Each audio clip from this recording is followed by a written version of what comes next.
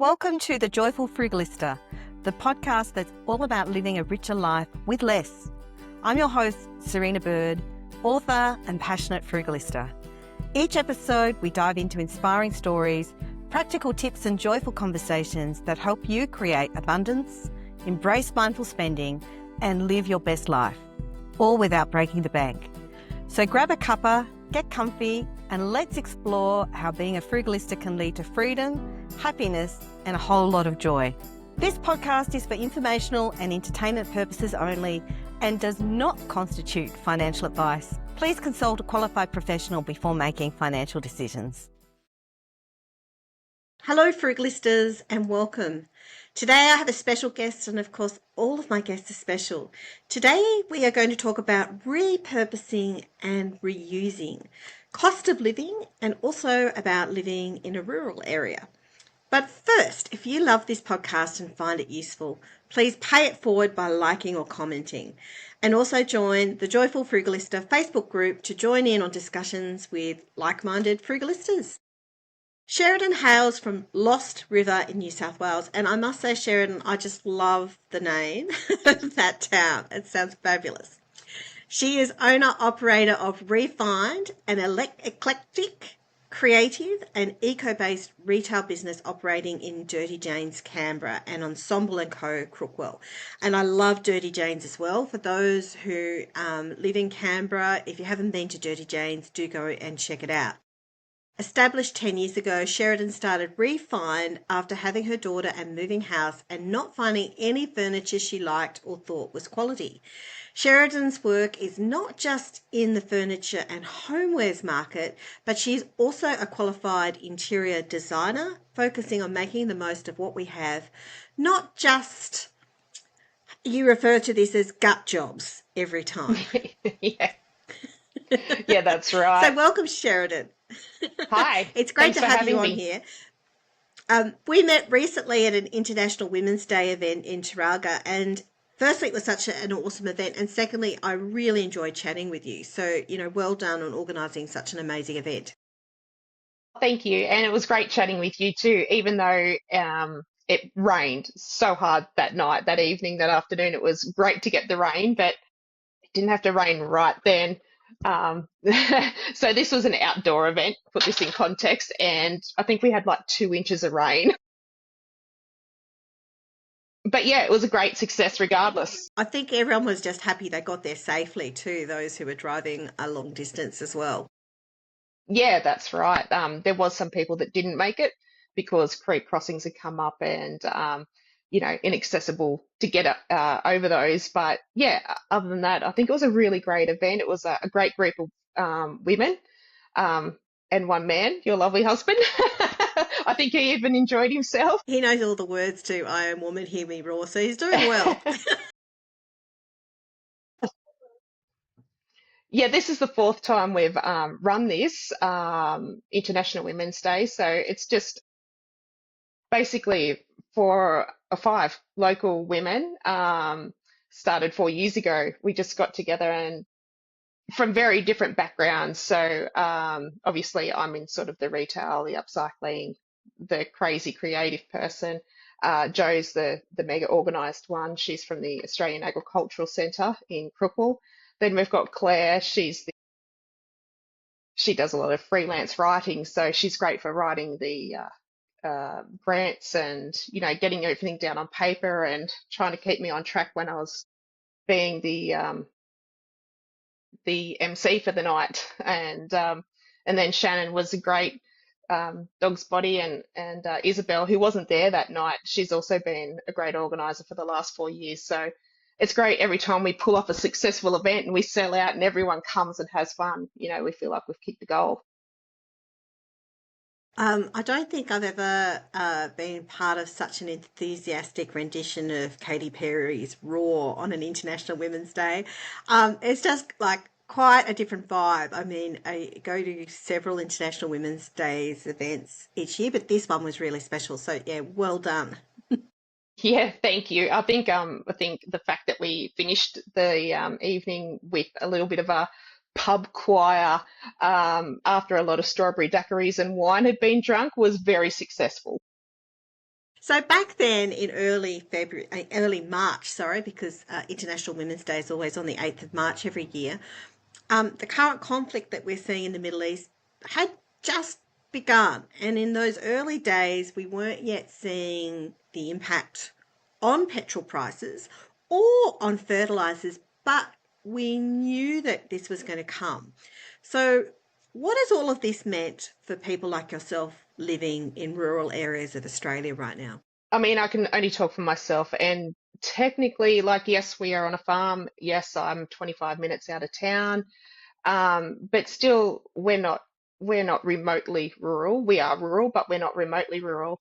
Obviously, apart from the price of fuel and sometimes the availability, um, it hasn't affected us greatly yet.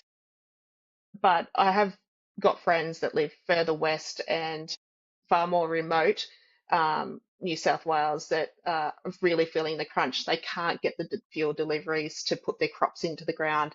They can't get the fertilizer to put in with the seed to get the crops in the ground.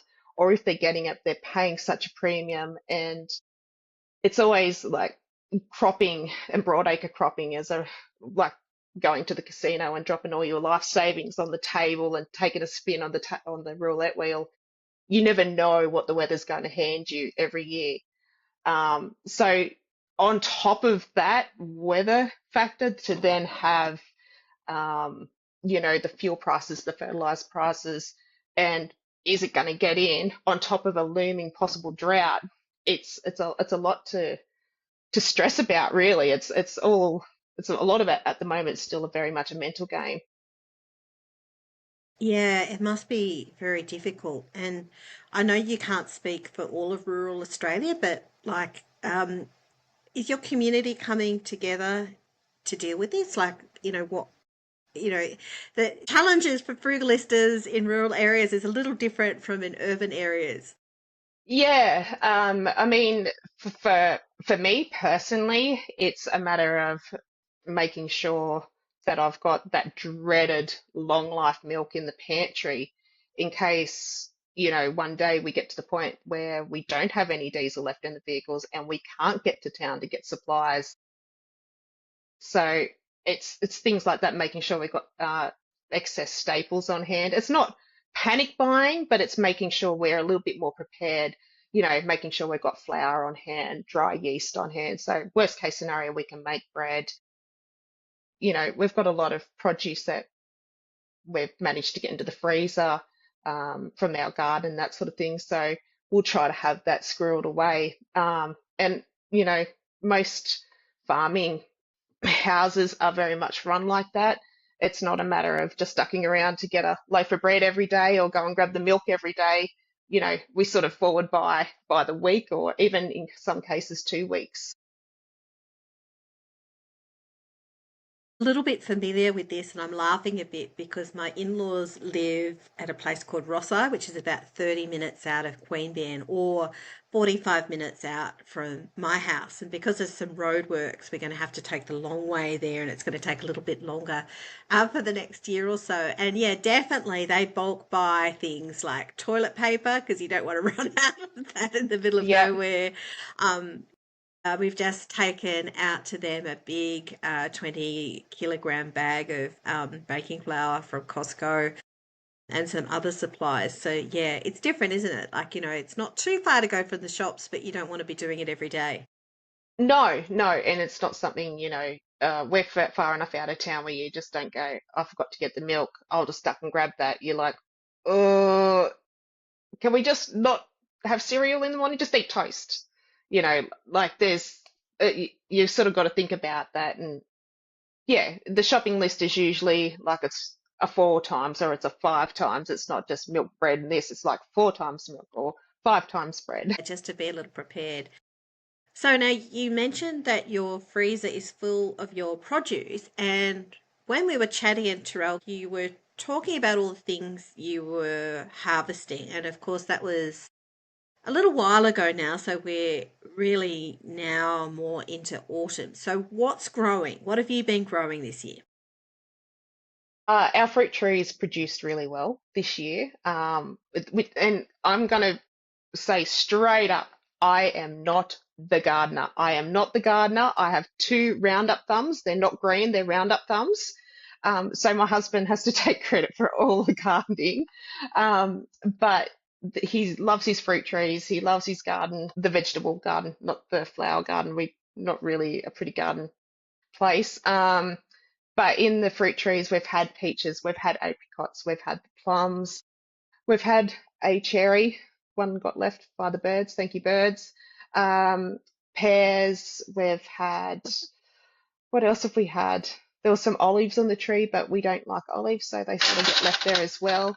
Um, and a lot of apples. We have one Royal Gala tree, and it was so laden with fruit, and it's still got fruit on it now, that we've had to use a ratchet strap to hold the tree together so it didn't split out, from the weight of all the fruit. And what we've actually done this year is actually sold the excess fruit, at the local shop in Frugal at Ensemble and Co. Just because it is fresh, it was farm fresh, it was picked straight off the tree, and people really appreciated that quality. Yes, they had some spots or a little bit of rub, but to get farm fresh apples, people seem to like paying to get that quality. Well done. So it was quite profitable selling your apples. Yeah, yeah. That one poor tree, and it's probably produced, I think, from a guesstimate, about 80 to 90 kilos of apples. So it's a lot of apple for one little tree.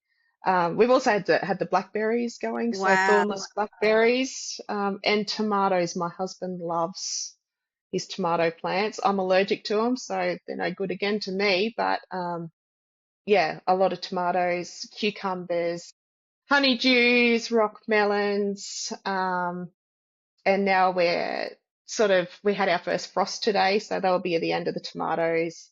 But we've got some pumpkins that will be ready to be harvested after another couple of frosts.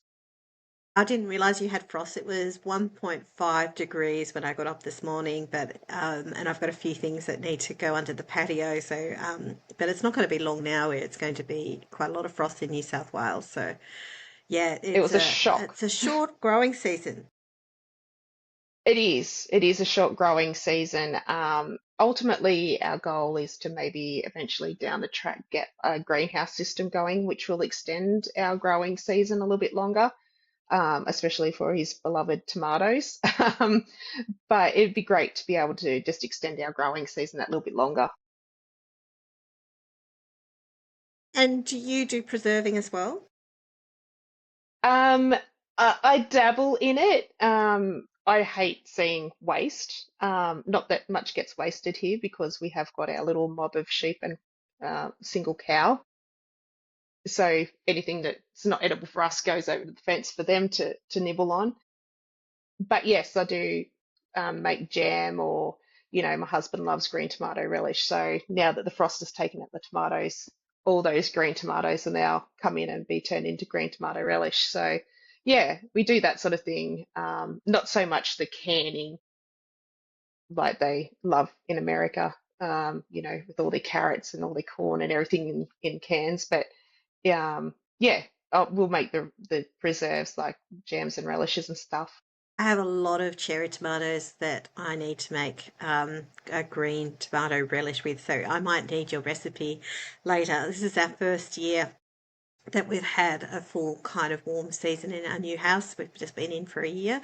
It was very disorganized kind of veggie patch. Things were way too close together, but I must say it has made a huge difference on the bottom line of our grocery prices. What sort of difference does it make to you and your household with what you grow, which is considerably more than what I have? Um, I guess, I mean, it's hard to say exactly this year, because our daughter's gone to boarding school. So automatically that's nearly food for two people off our food bill most weeks. It doesn't seem to matter. Everyone thinks teenage boys are the ones that eat a lot. It's not. It's teenagers full stop. They seem to just be able to put it away. But generally, our grocery bill, for me to do a decent shop, and I'm a frugalista. I'm savvy. I'm shopping at Aldi. I'm shopping at Coles, and getting the specials. And obviously, there's things that I won't substitute. So even though I love to shop at Aldi's, I won't buy imported corn in a can, or I won't buy imported, seafood or anything like that. I I still, I guess it's that farmer mentality in me. I will always support Australian produce first. Obviously, there's some things that you can't get that are overseas products, but generally, I won't just buy it because it's cheap. I'll buy it if it's Australian and cheap. So generally, after I do my grocery shop, we usually spend about $450 a fortnight on groceries. But being able to supply your own fresh produce, it probably knocks a good $100 off in that fortnight, which doesn't sound like much, but when you have a season, usually from December through to about now, and we're still, like I said, still got the pumpkins coming through, so and potatoes. We're in Crookall, we're near Crookall, we've got potatoes. We'll substitute, potatoes for pumpkin most nights while we've got them on hand. Yeah, I'm laughing because I put some pumpkin seeds in September last year, and I didn't think they took for a long time. I went, oh well, they didn't take, and then they sort of we got a few, and I was so excited. I was like, wow, I wonder if that's going to kind of work. And now our backyard's been overtaken by pumpkins, and we've got Kent pumpkins, and they're huge. So we haven't harvested them yet. I'm seeing you've obviously done this before. I've been told I have to wait till the first frost. Yeah, so they need a good frost to kill off the vine. That's the best way to know that they're going to ripen well for you. And so I don't need to be, I shouldn't be too impatient. I just wait. Just wait, just wait. It's a bit like us. One of our pumpkins, out of all the places it could have grown, acres and acres, and it has grown on top of an old tire that Tim had used to protect the plant. And it's literally just sitting on top of the edge of this old tire, just teeter-tottering on the edge of this tire. And we're just going, it's going to break off. It's going to break the vine. It's going to have to snap off. It's going to get too heavy, but it's still there. So we'll just have to wait and see. Their own, don't they? Like one of mine has, or one of the strands has climbed a camellia tree and it fruited like right at the top. And I've been watching this. It's come down like about half a metre, but it's still the vine supporting a couple of kilograms of this pumpkin. And it's still just the vine supporting it. I don't know how it's doing it, but I'm like, oh, well, it'll work itself out. You'll get that frost and there'll be pumpkin on the ground. Well, it's sort of come down. It's close to the ground now, so it's not too far. But yeah, we'll wait and see. So this year, which I only discovered fairly recently, and I should have known this, but it's actually the UN International Year of the Woman Farmer. So, which I was really interested with this because I sort of hadn't really considered the impact of women and farming. So, based on your understanding and your connection to the land, what do women farmers in Australia do differently or better? Like, how significant is it to have women in farming? I think, you know, everyone thinks of farming and you automatically think of sheep, cows, and a tractor going around and round and round. And obviously, there's always a physical strength side to it, which is all very masculine.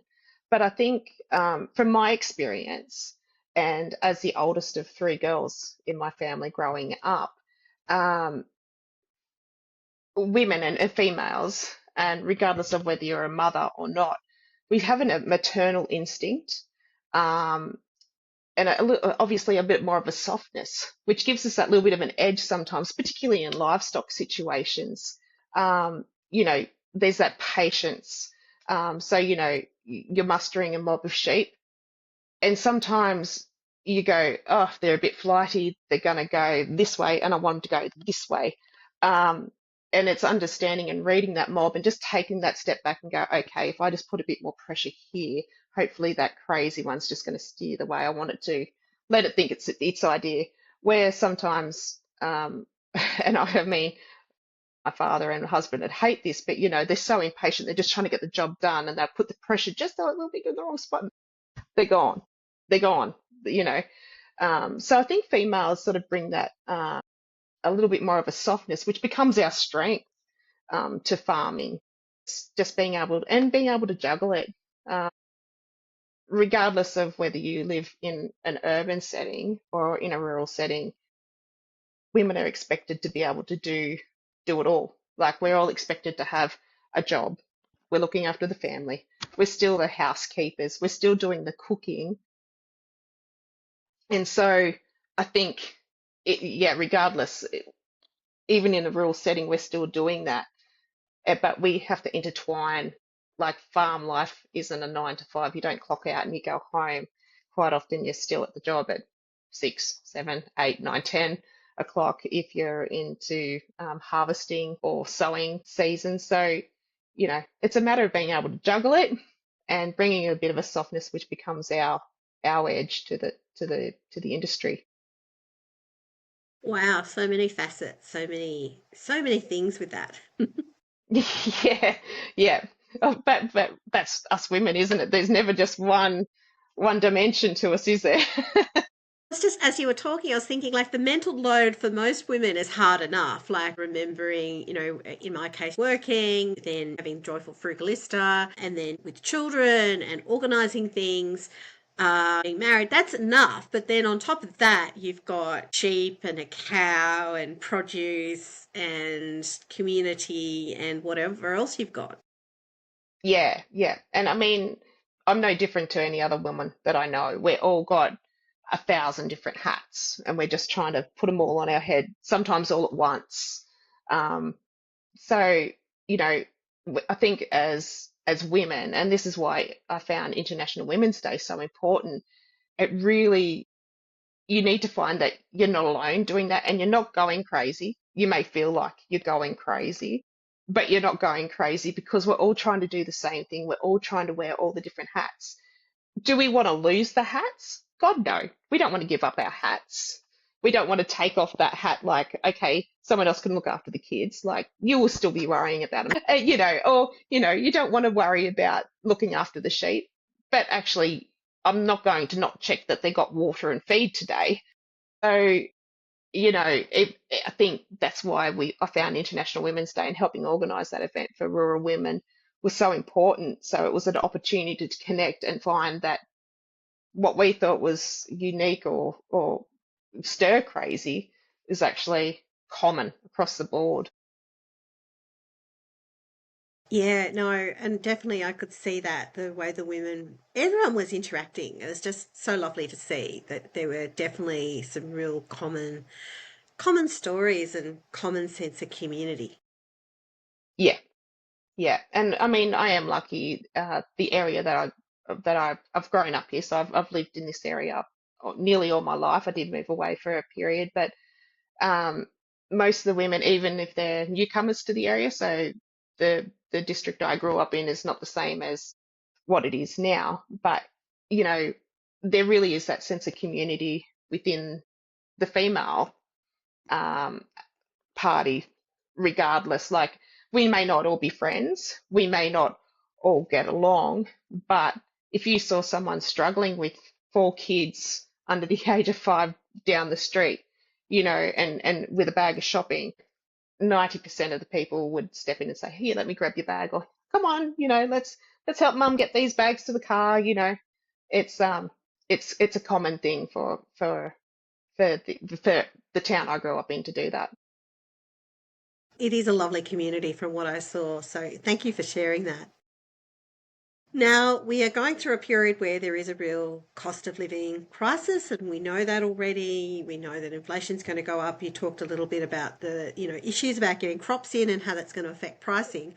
But of course, this is not the first time in our recent history that cost of living has become quite a big issue. And during COVID, you started your own initiative aimed at what I term frugalista living, but you had a different kind of term for what you were doing. So, could you share a little bit about your initiative? Yes, so during COVID and through the 2020, 2021. COVID years, we actually moved out of our family home that we owned and ended up renting a farmhouse about 7 k's up the road from where we are now. It's a 200-year-old stone house with no heating in the stone part.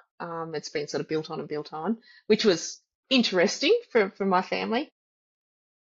Anyway, one night, this is the second wave of COVID, 2021, the next wave's coming through.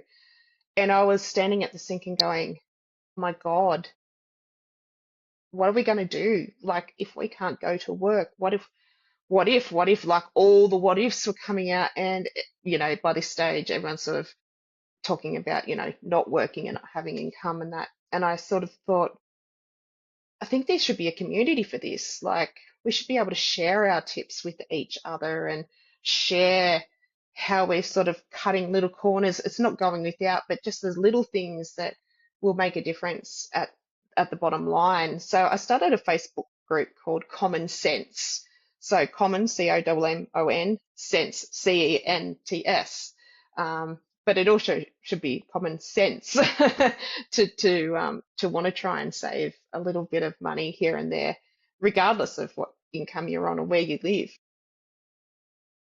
And is the Facebook group still going? It is. It is still going. I did manage to find that it is still alive. We never got a huge following, and I have to admit, I never, between work and life, and we've bought another place, sold that place, and moving and everything, it sort of fell to the wayside. But it is something I'm trying to reinvigorate.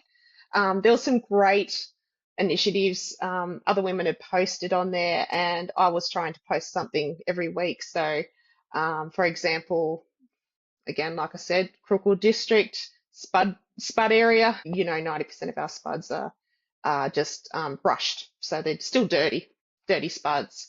So one of the tips, that I sort of found was, instead of wasting so much potato peeling them, is to actually use like a heavy metal scourer, ones you use for washing up.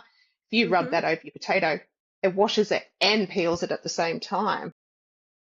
And so it's sort of little tips like that. Another woman put in about, your avocado into your ice cube trays and freezing lemon juice so that they didn't go off and that sort of thing. So there were some great hints and tips there. That's a good one. So my husband always buys the full bag of avocados because it's cheaper that way per unit. But the only problem is I'm the only person who really eats avocados in the household. And I love avocados, but I probably can't really eat one whole one a day. Like 5 to 6 a week is it's probably a bit much even for me. So yeah, definitely I freeze mine. Not in ice cube trays though. I think I probably need to do that. But they make great smoothies. They do. My daughter loves a bit of avocado in her banana smoothie. Yeah, just it's just something extra. Taiwan, where I've spent a lot of time living, they make beautiful smoothies with their avocados. Their avocados are really big. They're like almost like mini football size. And they're not actually as nice for eating, if that makes sense. Our smaller ones are actually nicer for eating, but they make really nice smoothies. So yeah, it's a favorite tip. What I really want to talk to you about next is your love about decorating and design. So, you got into this when your children were young and you couldn't find quality sort of furniture? That's when I started Refined, which is my business. My interest in upcycling and recycling everything started when I was a kid. My grandfather, so my dad's father, he served in World War II, but he was a child of the Great Depression. And so he threw nothing, nothing out. Every jar, I think, that ever passed through that house was stored in the house or under the house. Every tin can, every bit of baling twine around the farm, no piece of wire was ever thrown away. Everything was saved and everything had a purpose. And I always found it fascinating that Pop would make little dollhouse furniture out of sardine cans and out of little cans and little tables, and he'd sit there and he'd snip these little strips of tin, and then curl them up so they were these little curled delicate little pieces of furniture made out of old tin cans, and then he'd use little pieces of velvet and pad each cushion, and it just fascinated me. And then on my mother's side, so no wonder I'm a crazy creative. You know, mum's a sewer. My grandmother was a sewer and a knitter. My uncle's, he is an upholsterer.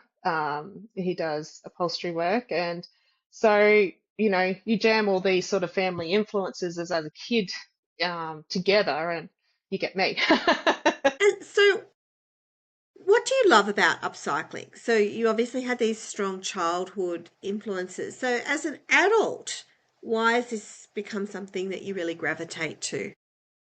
I think it's partly because of the challenge. I love seeing something built from nothing, where someone probably sees a pile of scrap timber. I'm looking at it going, what sort of timber is it? How much solid timber's in it? What could I make with that? Is that a wall hanging? Is it a tabletop? Is it the side of a cabinet?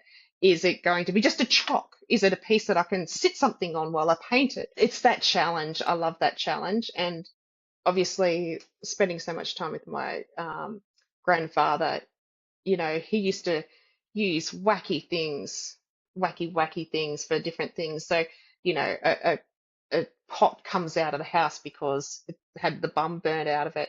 And the next thing it's, a post cap in the paddock, to stop water running down a steel strainer, So it used to be this. What can it be now?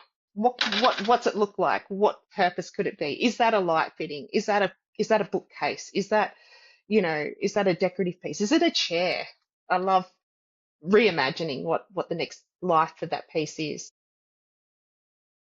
And a lot of the old-fashioned stuff is actually much better quality, isn't it? Like and I don't have a particular gripe about IKEA, but it's that whole style of modern things. Some of it is good quality, but a lot of it is very stylish, and the design is amazing, but the actual quality of the wood or the fabric isn't necessarily as good.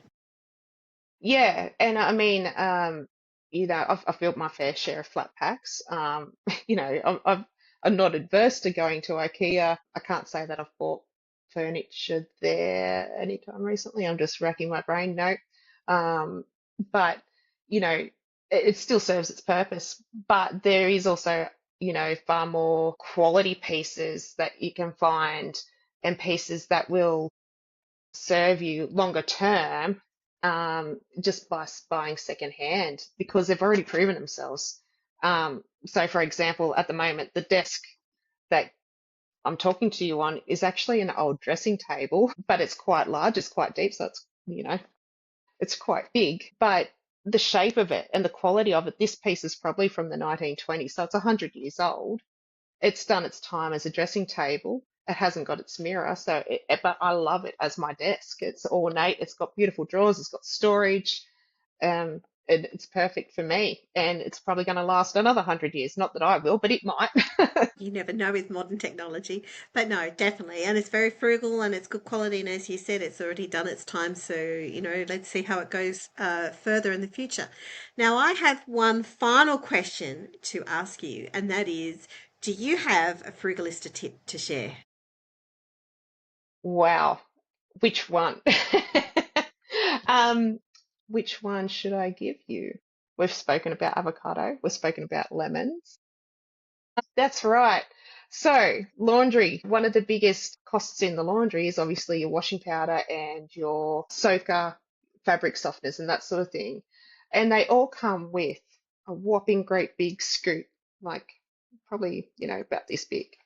And most of us just go, yep, that's how much we use. Vump, vump, turn it on. Over time, I sort of started going, well, hang on, why is my washing coming out with powder stuck all over it still? Particularly if it's a large load or if it's been stuffed in wrong and it comes out and you've got that dreaded white scunge mark down one leg or across the top of a shirt, or even worse, if you use a soaker, it's bleaching it. So I found that all you need is a tablespoon and a teaspoon. A tablespoon of washing powder in my 8.5 kilo front loader is enough washing powder to get my washing clean. We don't come out with stains, we don't stink. And if I'm doing a white slate, I'll add a teaspoon of soaker in, and it just gives it that brightness, that little pump up. And I don't use fabric softener just because I believe it gumps up the washing machine, but I do use washing crystals which have the scent in them. But again, they say to use 2 scoops. I only use one. That's great advice. And actually, my father is a chemist, as in not a pharmacist, but a chemist. And early in his career, would have been the late 60s or early 70s, he spent a little bit of time working in a role where I think they were either developing detergent or there was something they were testing. And his view is that most commercial detergents are way too alkaline. There's just, I guess everyone's really paranoid about getting those hard stains, those oil stains out in the wash, but I don't put things with oil stains in my wash. I don't have that sort of clothes. No. And I mean, my husband's a shearer, so he's got lanolin, like the dungarees that shearers wear. So the double denim, the double denim down the fronts of the legs. And so lanolin, it builds up in there. What we actually use, and this is going to sound absolutely crazy, we actually use a couple of pumps of the Orange Power, the hand scrub you get from Super Cheap Auto and that sort of thing. Couple of pumps that cuts the grease, the washing powder does the rest. And we're still only using a tablespoon. For a shearer's dirty old sheet covered dungarees to go through with just a tablespoon, they still come out clean. You know, Generally people probably don't need to be using this much washing powder. And it's such a saving. There you go. Another tip. So you actually give it two. So Yeah, I have. That's a cleaning tip, not a money saving one. Sheridan, where can people find your business and all your lovely upcycled, recycled items? Yeah, so like you mentioned earlier, I have a stall at Dirty Jane's in Canberra. For those again that you mentioned about Dirty Jane's Canberra, Dirty Jane's also has a stall in Barrel and Orange. I'm only in the Canberra one, just for logistical reasons.